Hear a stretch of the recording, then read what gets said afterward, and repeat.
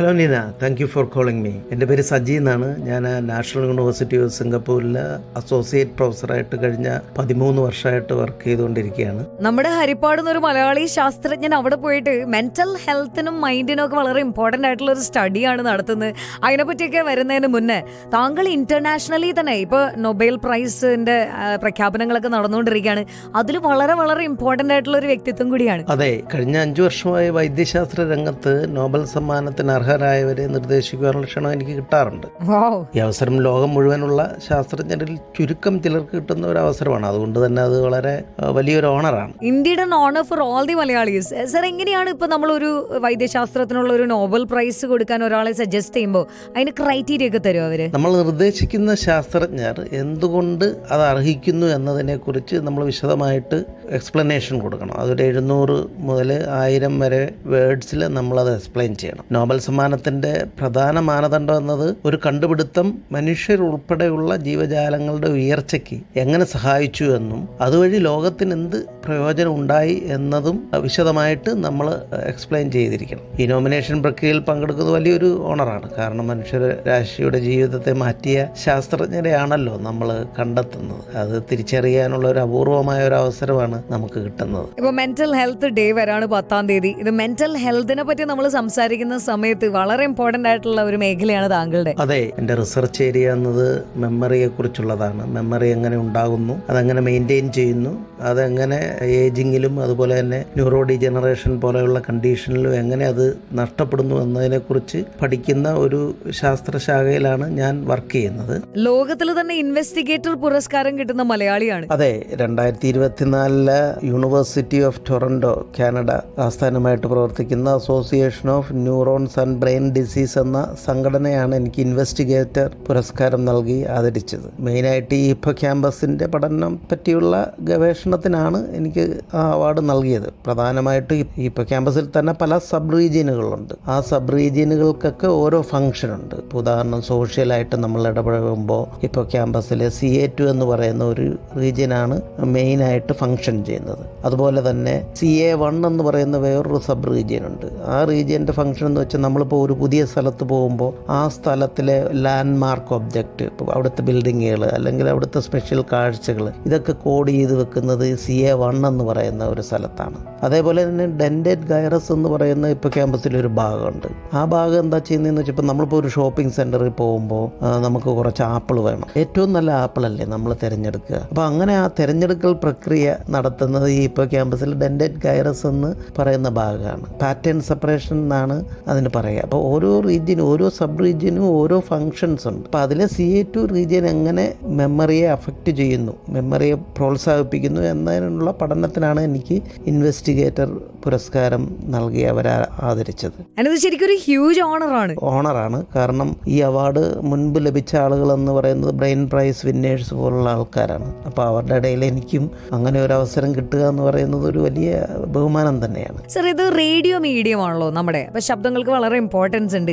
ഇപ്പോഴാണെങ്കിൽ ഈ brain rote എന്നൊക്കെ പറഞ്ഞിട്ടുള്ള സംഗീതമാണ് ഇപ്പോൾ യങ്സ്റ്റേഴ്സ് ഭയങ്കരമായിട്ട് കേൾക്കുന്നത്. ഇത്തരം ഫ്രീക്വൻസീസ് ഒക്കെ നമ്മുടെ മെന്റൽ ഹെൽത്തിൽ, മൈൻഡിൽ എന്തെങ്കിലുമൊക്കെ വ്യത്യാസം വരുത്തുമോ? ഓഡിയോ ഫ്രീക്വൻസീസ് എങ്ങനെയാണ് ബ്രെയിനെ അഫക്റ്റ് ചെയ്യുന്നത് എന്നത്, ഹൈ പിച്ചിലുള്ളത്, വളരെ ലൗഡായിട്ടുള്ള നോയ്സൊക്കെ പല ആളുകൾക്കും ഇമോഷണൽ ആയിട്ടുള്ള ഫീലിങ്സ് ഉണ്ടാക്കാൻ സാധ്യതയുണ്ട്. ഇപ്പോൾ ദേഷ്യം വരിക, അങ്ങനെയൊക്കെ വരാൻ കാരണം എന്താണെന്ന് വെച്ചാൽ ഈ സൗണ്ട് എന്ന് പറയുന്നത് തന്നെ ഒരു സ്റ്റിമുലേഷനാണ്. ആ സ്റ്റിമുലേഷൻ നമ്മളുടെ ഓഡിറ്ററി കോർട്ടക്സിലെ ന്യൂറോണുകൾ, നാഡീകോശങ്ങളിലെ ഇലക്ട്രിക്കൽ ആക്ടിവിറ്റീസിന് വ്യത്യാസം വരുത്തും. അതിനെ നമ്മൾ ഈ ഇലക്ട്രിക്കൽ ആക്ടിവിറ്റീസിനെ പറയുന്നത് ആക്ഷൻ പൊട്ടൻഷ്യൽസ് എന്നാണ്. അപ്പോൾ ഓരോ ശബ്ദത്തിനും ഓരോ നമ്പർ ഓഫ് ആക്ഷൻ പൊട്ടൻഷ്യൽസ് ഉണ്ട്. ഒരു ഫ്രീക്വൻസി അനുസരിച്ച് ഇത്ര ആക്ഷൻ പൊട്ടൻഷ്യൽസ് പ്രൊഡ്യൂസ് ചെയ്യാമെന്ന്. ഇപ്പോൾ അതിൽ കൂടുതലായി കഴിഞ്ഞാൽ, ഉദാഹരണത്തിന് ഹൈ പിച്ചിലുള്ള ഒരു നോയ്സ് കേൾക്കുമ്പം ആക്ഷൻ പൊട്ടൻഷ്യൽസ് കൂടുതലുണ്ടായാൽ അതിനനുസൃതമായിട്ട് നമ്മുടെ തലച്ചോറിൽ ആ ഭാഗത്ത് പ്രൊഡ്യൂസ് ചെയ്യപ്പെടുന്ന രാസവസ്തുക്കളൊക്കെ കൂടുതലാകും. ഇതിന് ഏറ്റക്കുറച്ചിലുകളുണ്ടാകും. ഈ ഏറ്റക്കുറച്ചിലുകൾ നമ്മളുടെ ബിഹേവിയറിനെ മൊത്തത്തിൽ ബാധിക്കും. പിന്നെ മ്യൂസിക്, ഇപ്പം കുട്ടിക്കാലം മുതലേ മ്യൂസിക് പഠിക്കുന്നത് വളരെ നല്ലതാണ്. കാര്യം അത് നമ്മളുടെ ബ്രെയിൻ പ്ലാസ്റ്റിസിറ്റി, നാഡീകോശങ്ങൾക്കിടയിലുള്ള സ്പേസ് ഉണ്ട്, സൈനാപ്സുകൾ എന്ന് പറയുന്നത്, അത് അവിടെ ഉണ്ടാകുന്ന മാറ്റങ്ങളാണ് നമ്മളുടെ ഓരോ കാര്യങ്ങൾ മനസ്സിലാക്കുന്നതിനും ഓർക്കുന്നതിനും ഒക്കെ സഹായിക്കുന്നത്. ആ മാറ്റങ്ങൾ വരുത്താനായിട്ട് ഈ മ്യൂസിക്കിന് വളരെ നന്നായിട്ട് കഴിയും എന്ന് ഒത്തിരി പഠനങ്ങൾ തെളിയിച്ചിട്ടുണ്ട്.